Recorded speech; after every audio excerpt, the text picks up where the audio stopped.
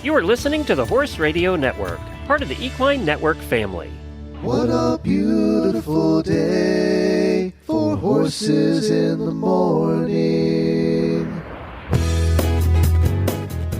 You are listening to the #1 horse podcast in the world. Here is your entertaining look at the horse world and the people in it.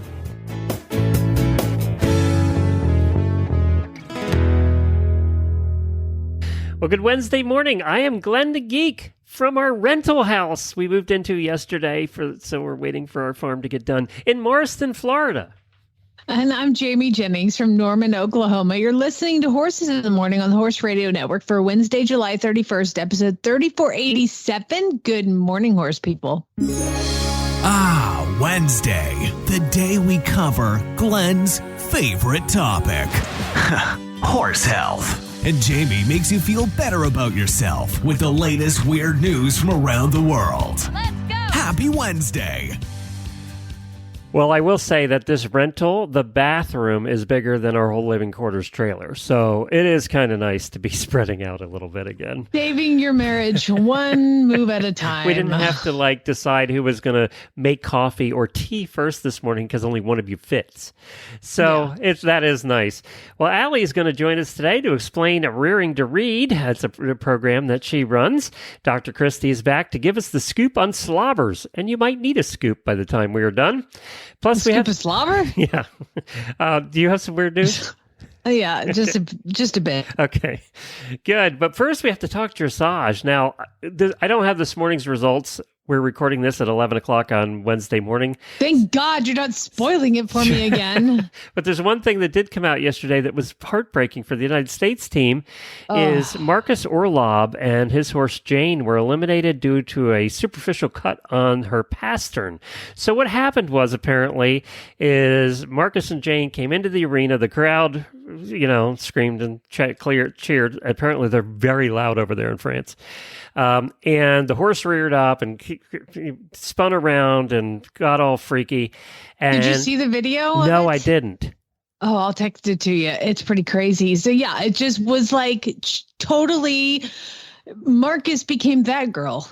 The Meltdown, horse just literally freaked out and spun and reared, and she just realized he's got a good seat because it was pretty impressive. And I'm sure he wasn't expecting that. So Jane is very athletic. Well, then they started the test, right? And it was in the middle of the test that they rang the bell and called him over. Yeah, it was crazy. So, she was looking really good, but I was watching her and you can sometimes hear the sound that is going on while you can hear the horse trotting and moving, and I could hear the mare's teeth grinding. And I was like, and they kept saying what a sensitive mare she is, and she's very hot and everything. But it didn't come out till after. And I was like, oh, she's grinding her teeth, seems stressed. And then, he got halfway through his test, and then they just rang the bell, and you could see the cut on him when he had when he halted. You could see the cut on Jane. You could see a little spot of blood inside the back leg, right? Yes, on the inside of the hind leg. So, to me, they did the right thing. You have to stop them. You can't have blood on your horse. It's just a rule of a rule. No blood on the horse. That rule was started, though, in the first place for two things: blood in the mouth from the bit, and the second thing was spurs. That was where it was started. So when you have a situation like this, couldn't they just look and go, he's got a tiny cut on the back leg? I don't know. I think that rule, it's kind of a blanket rule to protect the horse. And like I said, yes, sensitive, hot, but was grinding its teeth that I could hear while the horse was performing the test. So to me, I think they did the right thing. It sucks. But if we're not here to protect, it's only got a little blood on its shoulder, or it's only got a little blood by its ear. We've got to keep the rules intact for the safety of the horse. And yes, they could have looked at it and been that's not a big deal, far from his heart. But that's not how those things work. So I think it sucks. It really sucks. I understand why they have the rule, but it does suck. It does suck. And he was good about it, actually. Marcus said, yeah, that's the rule. That's what happened. Yep. It's okay. The horse is fine. Everybody's good. And he was good about it. He wasn't whining and complaining at all. No, nobody was. And it's so funny when they stopped, the announcers, Melanie Smith-Taylor, she was like, oh, he must be retiring. He must be retiring. And because he turns and walks out of the arena. And then, once the editing had been done, they came out and be like, no, he's actually been eliminated. There's some blood. And then they showed the clip of the horse coming in. And you're like, oh, hang on there, buddy. And I mean, it's a completely innocent mistake. It just sucks that happened at the Olympics for our team. Like, how horrible. But a rule's a rule, and it's in place to protect the horse. So, and he didn't know what was going on. He thought he went off course or something. He said because he couldn't see the blood. He kind of like didn't stop. Like, it was like, what? I mean, if you've ever had the bell rung on you when you're in the middle of a dressage test, it is so confusing. It's like when you get stopped on cross country and they're waving you down, like, what'd I do? Oh no, somebody else fell. You have to stop. In this situation, he's like, well, I mean, it had to be so confusing as a rider because you're so focused and you're so in the moment of your test, and he's just like killing it. And it was such a beautiful test up until that point. And then just like ring the bell, stop. Well, Adrian Lyle, we've all been there. Adrian Lyle went on Helix and got a score of 72.5. Unfortunately, it's not enough for her to move on to the finals.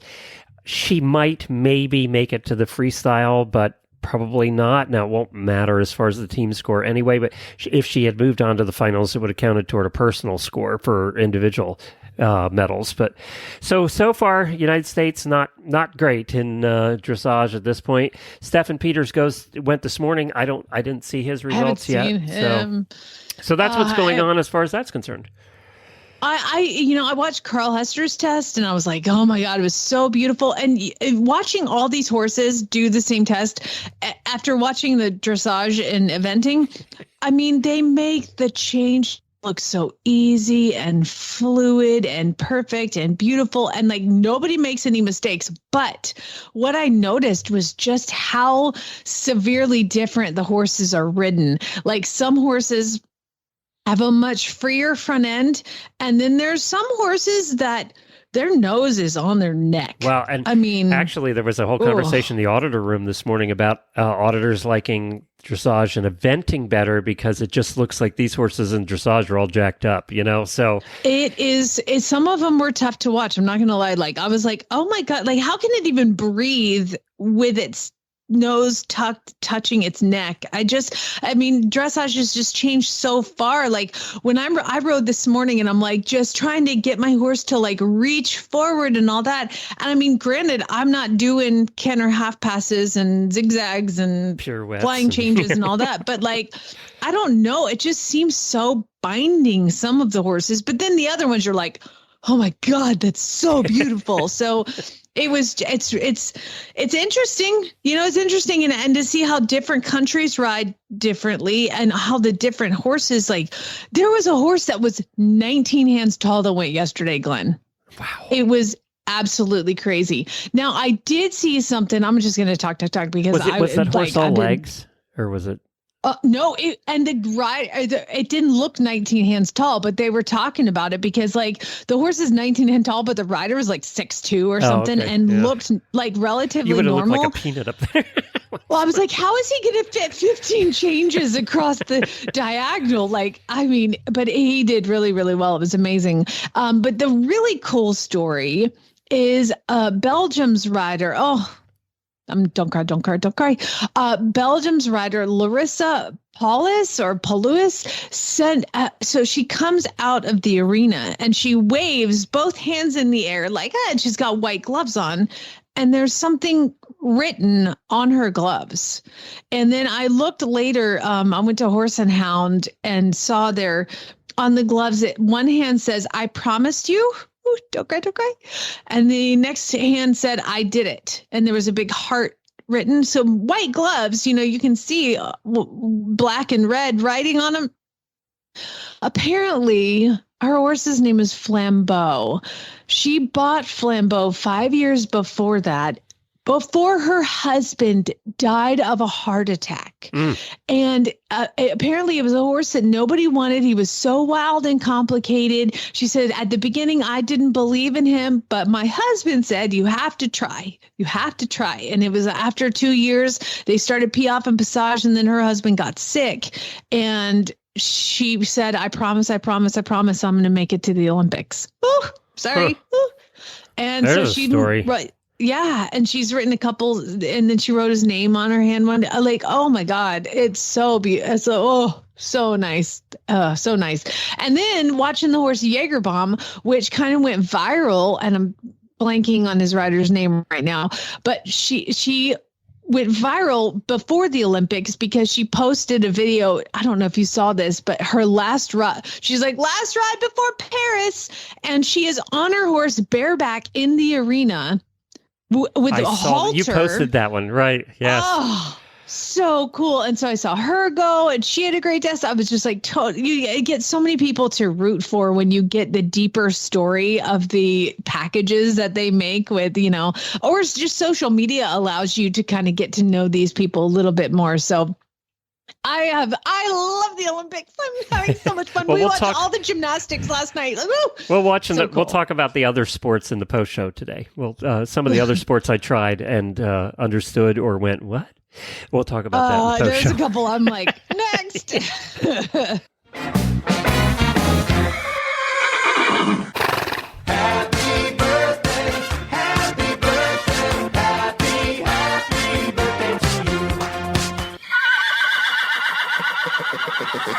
I have a lot of birthdays today for auditors and one host.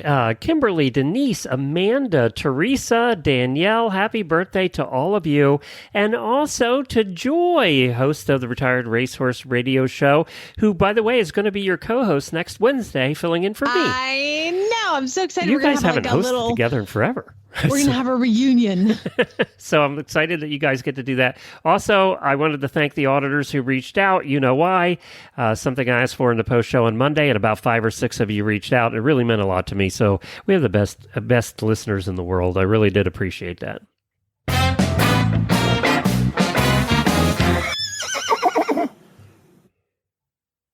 Sorry, I had to come off mute. My dog was barking.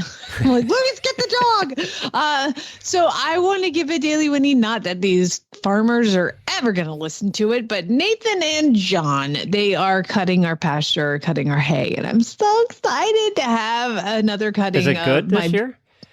It is. They said it is much thicker than last year. And I was like, cool. They're like, but still wet. Like they've been turning it, and they come over like twice a day. They're just awesome, these guys. But I mean, you want to talk about some Oklahoma country talk? I just love it. I just love it. You're not going to get that down here right there because it got wrapped up in the thing, and I got to get that out. I got to go back over to the neighbor's place and I'm like, we used to pay by the acre. Is that how they still charge? He kind of just gives me a blank amount and asks for cash. So ours used to be so much an acre, I think. But we had a 100-acre farm, so maybe, at that point, we were doing about 70 acres. I mean, I only hay like 10 acres, and they're so kind to, like, I made friends with Nathan when we first moved here, and I know he doesn't want to do it. I know he's like, doesn't want to schlep all the way over here. Drive all the way over there, yeah. He had drove his tractor here last night to park it at like 10:30 p.m. He left, and it took him an hour and a half to drive his tractor from his like last cutting to here. And I know they hate me, and I know they don't want to do it. Yeah, you aren't paying near enough. I call him like, hey, ready to have a cut. Can I get on your schedule? And they're like, but I'll just keep bothering you, And when they cut it, I bring beer. Like, I'm like, oh, here you go. Y'all need some food. Okay, I've canned some vegetables. Here's some tomatoes. Like, whatever. I'll do whatever. It's like having a drug dealer. You're like having a hay dealer. Keep them happy. Well, next up, I have Allie. She is from Rearing to Read, and we're going to find out all about that program. Hi, Allie. Thanks for joining us. Thank you. Where are you from? Where are you at in the country? I'm in Hillsborough, North Carolina. Oh, wow. Okay. I know where Hillsborough is, actually. So kind of describe for everybody what your area is like in North Carolina. So it's actually quite horsey. We're a small town. We're outside of Raleigh and Durham, and it's really farmland, green rolling hills, and a lot of just small private farms in our town. Okay, so is there any discipline in particular, or mostly trail riders, or? I'd say dressage and jumping, but a little bit of everything. And are you one of those? I am. I'm a Grand Prix dressage trainer. Oh, wow. Well, we were just talking about, you must have been glued to the Olympics. We were just talking about that. I was, yeah. So what was your impression? I've loved it so far. Yeah. I mean, the setting is just incredible. You don't see that with dressage so often. I talked to a couple people who were at the cross country, and they said it was the most beautiful cross country they've ever seen, and they've covered all the Olympics and stuff. They just said it was beautiful. Yeah, and how can it not be? You're in Versailles. You know what I mean? It's going to be beautiful. Right. Yeah. Just incredible. So what is Rearing2Read? So Rearing2Read is an equine-assisted learning program. We focus on teaching literacy to elementary school kids. And we run after-school programs as well as summer camps, workshops, book clubs, and then we're starting some new programs. So, Allie, what is this a local program? Is it a national program? Is it something you do right in your area? So Rearing2Read is set in Hillsborough. However, we're following the horse-powered reading curriculum, which is all over the world. And that was created by Dr. Michelle Prickell. And she runs facilitator courses on horse-powered reading. So people from all over the world are learning this curriculum and then teaching it in their towns. And is it all What is horse-powered reading? Yeah. Hold on. So horse-powered reading is a curriculum that she created where students interact with the horses on the ground. And they're using toys and props to identify the gaps in their reading, but also working on the 5 critical reading skills, which are phonemic awareness, decoding, vocabulary, fluency, and reading comprehension. Can you kind of describe what a session looks like? Yeah, so for our programs at Rearing2Read, the kids come after school. They come twice a week for 5 days. And when they arrive, they have time to connect with one of the horses. They choose which one. And they just take brushes and a book, and they hang out in the stall for about 15 minutes, and they can do whatever they want. And then after that, we meet in our classroom, and we do team building activities and give the kids time to catch up with one another. And then we move into the arena with our therapy pony, which is Princess Buttercup, and we do a reading activity. She's super Love cute. that name. So we do a reading activity in there each day, and those activities are focused on those 5 critical reading skills. Or it might be just time for us to identify why the kid's struggling to read. So for an example, maybe they have to walk Buttercup through an obstacle course, and they're labeling the different obstacles, hardships, or roadblocks they've had with reading. Or if we're working on more like a literacy skill, they might be kicking a soccer ball while leading Buttercup and reading sight words, or identifying parts of the horse and working on multiple meaning words. And these activities are from the horse-powered reading curriculum. And then in the beginning of a session, each kid has a reading goal that they're working on. So after their activities in the arena, they take a book into a stall with one of the horses, and they're working on that reading goal. And the volunteers and I are going around the barn and checking in with them and helping them out. And then at the end of the day, we meet back in the classroom and just kind of review the day and look at our goals and talk about the next session. How does the horse side of it help them with their literacy? Is it that it just puts them in a different environment, takes them out of their head?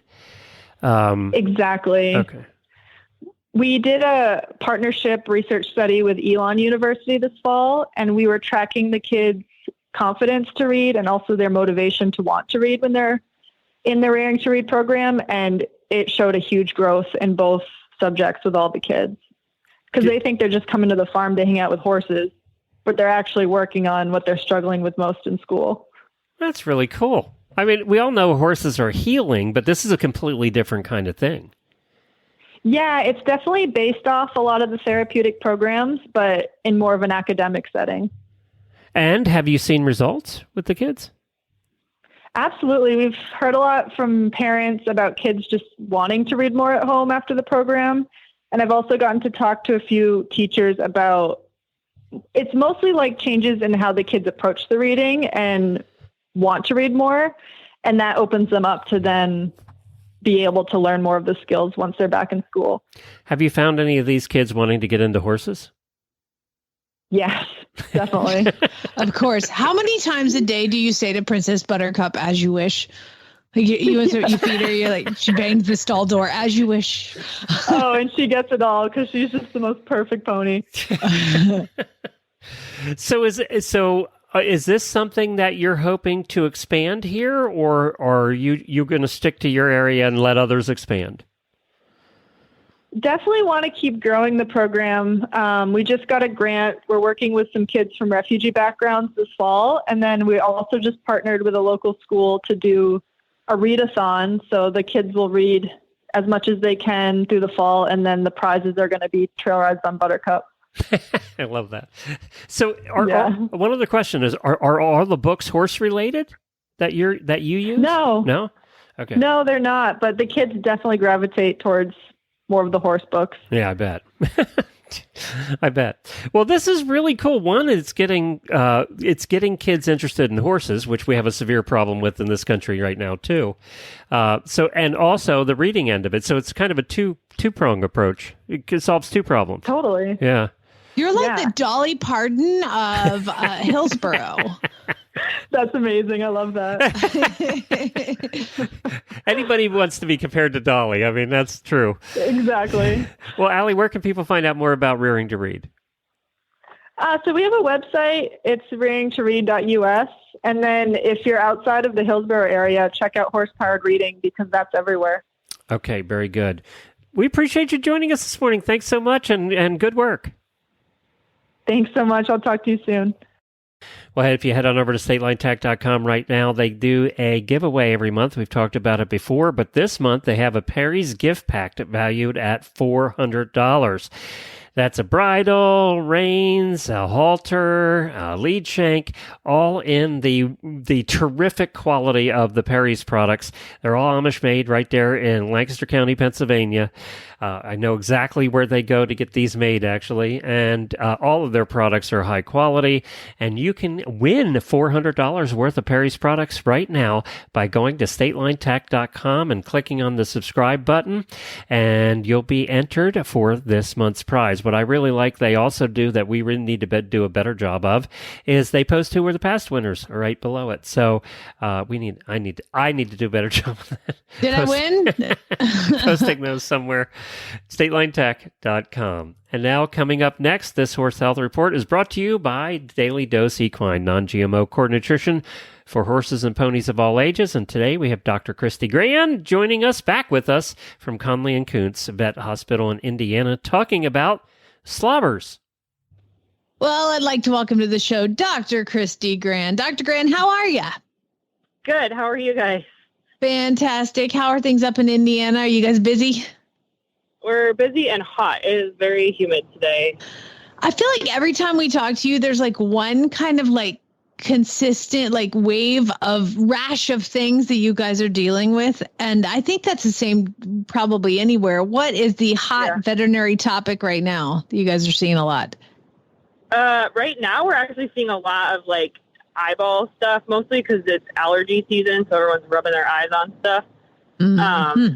And lacerations because horses are dumb, but that's the season. So, yeah. And that's why we love Kristi. That's in a nutshell right there. That's why. Yeah. So a topic that one of our listeners asked for was for you to talk about slobbers. And I was like, what the heck is slobbers? And so let's hear it. So slobbers, we get a lot of calls about slobbers. We'll start to see them here in a little bit, and then we'll see a bunch in the spring. But basically, you'll see a horse that looks like they are drooling uncontrollably. They are pouring saliva out of their mouth, uncomfortable. But other than that, they are perfectly normal, eating, drinking, the whole 9 yards. And what it is it's actually a toxin, if you want to call it that affects their saliva production, and it's in clover. And so we see it when horses get turned out on clover in the spring. We also start to see it when hay, like clover hay, has been harvested, and they get a batch of it. I never was under the they can get it from hay, but I've definitely seen a handful of horses that have been exposed to it in hay and then develop slobbers. What's weird to me is that you can have 10 horses on the same pasture, and like 2 of them will have slobbers and the rest of them won't, which is weird. So it's mostly a annoying problem, not necessarily a like medical problem, in the fact that, you know, they're not going to get dehydrated. They are going to keep eating. It eventually will go away. So there's never really a problem. However, if a horse does not have a history of having slobbers, I always do recommend an evaluation, mostly because there are other things that can cause hypersalivation. So like if there's something stuck in between their teeth, or they have a fractured tooth, or like I said, horses are dumb and they do things like eat rose bushes and get a thorn stuck in the back of their throat. Like, so seeing your horse slobber all over the place doesn't mean you should just chalk it up to, oh, they got exposed to clover and they'll be fine. I do think that it's, especially if there's any other clinical signs, to have them looked at. But for the most part, it's just a really annoying, messy problem. No, Glenn, here's the thing with Dr. Grant. So, like, I mean, I'm pretty much done. Like, she just explained the whole thing and answered all the questions that I had about it in that little thing. I mean, that was incredible. So some horses get it, some don't. Is it because some horses prefer clover more, or are they just some react to it different? You know, I don't know. I think I'm sure somebody somewhere has written a paper about it, but as far as I know, I think it has to do with how much they're eating, whether that specific horse reacts, you know, in a certain way to, you know, whatever protein is in there, that kind of thing. But it has always been odd to me that you don't have everybody on the same grass and everybody on the same hay, and only 1 or 2 of them are the ones that have problems. So it's just weird. But yeah, it's the world. Weird. Yeah, it's weird. In the world of veterinary medicine, y'all always have like words like hypersalivation and all these fancy words, and then you come at me with slobbers. Is that just like a layman's term for it? Yeah, it's slobbers is the layman's term. It's technically called slaframine toxicity. Slaframine is the toxin that's in clover, or the thing in clover that causes this change. But yeah, slobbers does seem like a very basic. It's definitely a layman's term. I don't know. Yeah, it's definitely an easy, good descriptive term of what's going on. So. Well, so as far as like, okay, first of all, that's gross. Like, it's disgusting. You're a vet. You're not grossed out by that, but like, I don't know. Like, if my horse was slobbering all over me all the time, it's pretty gross. So do I just take him off the place that has the clover, or change the hay, or whatever we're thinking it is? Yeah. And then if it keeps slobbering, that's when they should call you. So in general, what I'll say is most horses that are strictly just slobbers, you're not going to see any other clinical signs. So most of them, you know, don't show them, or they don't show owners that their mouth hurts. They're not like sticking their tongue out a lot. They're not extending their throat or their nose a lot to straighten their throat. Most horses that have slobbers look completely normal, other than the fact that they're making a huge mess. If a horse has a bunch of saliva coming out, but they also are doing any of those other things, so, you know, also have snot coming out of their nose, or they also have, you know, they're acting like their mouth hurts or something like that, that's a reason to call the vet right then, because there's probably something in the mouth, as opposed to a true slaframine problem. If you take them off of everything and they're still slobbering, then yes, I would investigate with the veterinarian why it's continuing. But for the most part, if you just pull them off that, or even just switch, sometimes it's just like a batch of hay. So like one flake in one bale has extra clover in it, or it didn't dry quite as much, or whatever. You can even just switch bales of hay and end up with a horse that's acting perfectly fine. Well, Dr. Gran, you, as always, are concise, clear, and you explain it very, very well. So if anybody wants to learn some more, ckequinehospital.com is your website. That's Conley and Coons Vet Hospital up in Indiana. Dr. Gran, as always, you're awesome. Thank you so much for being on. Add one thing? Go ahead. Oh, boy. Before she goes. Yeah. No. This just brings up the same thing I say every time you or another veterinarian on is, why do we own horses? Why do we even do this? I don't See, understand. That's why I said no. You can't say that. We just had to move farms yesterday, and all the crap for the horses were more than us. And I was like, why do we have horses? There's so much crap. Mm-hmm. Yeah. No, it's a good question. It's a good question. I don't know why people have horses, but it keeps me in business. Yeah. I guess that's why we do. It bought your boat. No, yeah, I wish. Like she has time to be on a boat. Yeah. Yeah. No boat here. Do you have a hobby outside of work, or no time for a hobby? Right now, I'm in the season of life that has children, so my hobby is Ubering them everywhere they need to be. Mm-hmm. So, You're a professional driver at this point. I am a professional driver. I'm pretty good at it, too. Thank you, Dr. Kristi. You're welcome. Have a great day. Bye. Okay. I love her. I know. She's awesome. So I good. had a list of 10 questions and she's like, tick, tick, tick, tick, tick. Like, I was like, well, I'm done. She covered it. I was saying that this morning as we were going up to our new farm, which is right down the street from our rental, and had to pick up this and that and the other thing. And I was going, this is more crap than we bought for ourselves. We're bringing for the horses. And it's 2 of them. It's like, I don't know why. Some days as us horse husbands, we do ask why. And I'm sure Chad still asks why. No, Chad came down to the barn today. And so Ace, my 5-year-old thoroughbred, I'm such a more patient human than I have been in the past as far as training goes. And, this is why we do it. This is going to nerd out, but our listeners are going to appreciate it because I always as he's learning to carry himself, when I ask for an upward or downward transition in a frame, walk to trot, trot to walk, he flings his head up in the air. And I now know that is just an issue of strength. So for the last couple months, we've been doing a lot of walking, in a frame, power walking, lateral work, just like a lot of strengthening. And this is why we have horses, because Glenn, by God, today he picked up every transition with his head completely connected to me and not flinging it up. And I'm like, he's getting stronger. And I was so excited. And it's like the best ride. And checked it out. He was like, how's your ride going? I'm like, oh my God, it's amazing. That is why we have horses. Okay. That is why. For that moment. Well, let's hear from Daily Dose, and then we're going to be back with some weird news. Non-GMO whole food nutrition is the basis of the entire Daily Dose Equine program. We never forget that natural is better and simplicity is key. Daily Dose Equine uses non-GMO whole food ingredients like alfalfa, timothy, peas, sunflower seeds, and flax. Daily Dose Equine doesn't use fillers, bulking agents, or leftovers from other industries, so you can feed less, yet improve body condition and energy. And our feeds are free from chemical residues and glyphosate. Find the perfect formulation for your horse at dailydoseequine.com.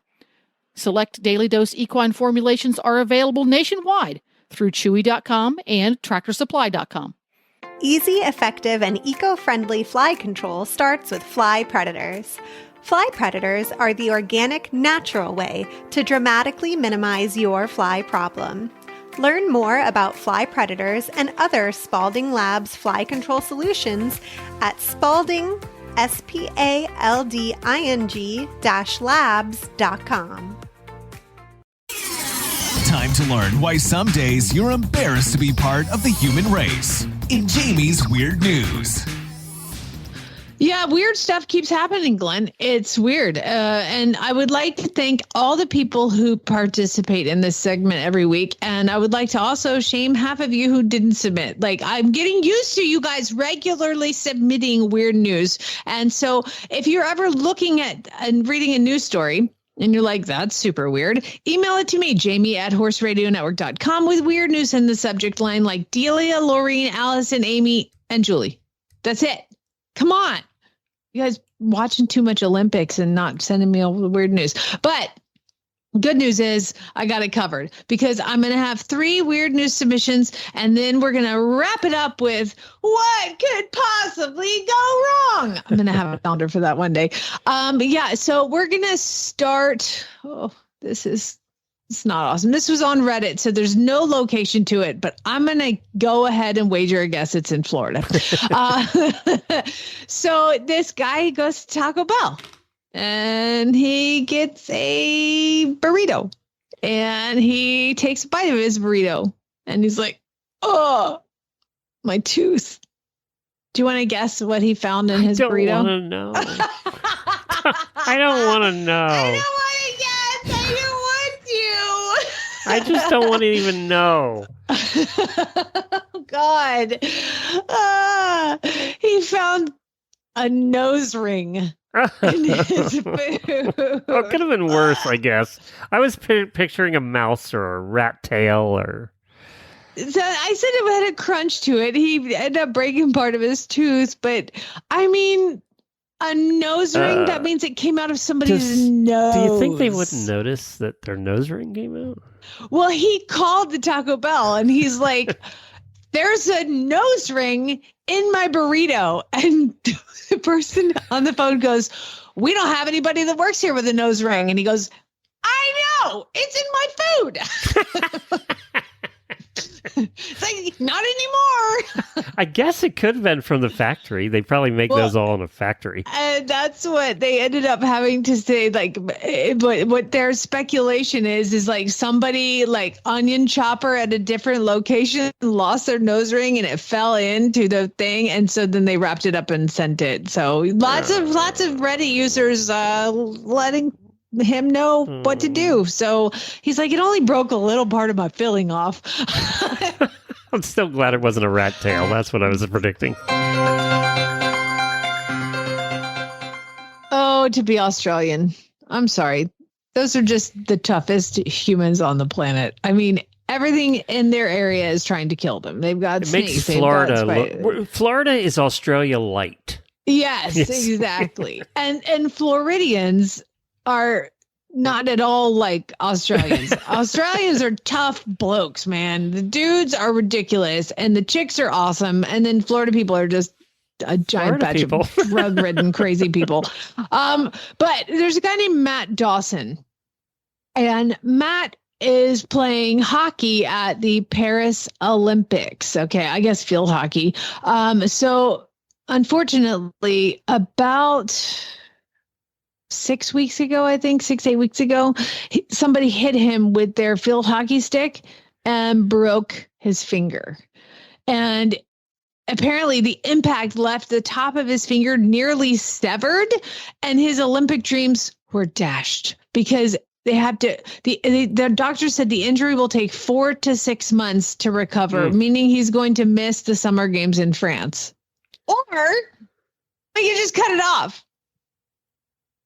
What do you think he did? He cut it off. It's Australian. He's like, his wife's like, I don't think you should make a rash decision. He's like, cut it off. I'm going to the Olympics. Did he cut it off himself? That would be true Australian right there. That's true Australian. That's Dundee territory right there. I think his wife probably wouldn't allow that. So yes, he had his finger cut off, and I haven't checked his status because I just read this story this morning. So I'm going to do some severe research on this field hockey player. His name is Matt Dawson. So you guys see if you can find if he made it to the Olympics with his cut off finger or not. Bless his heart.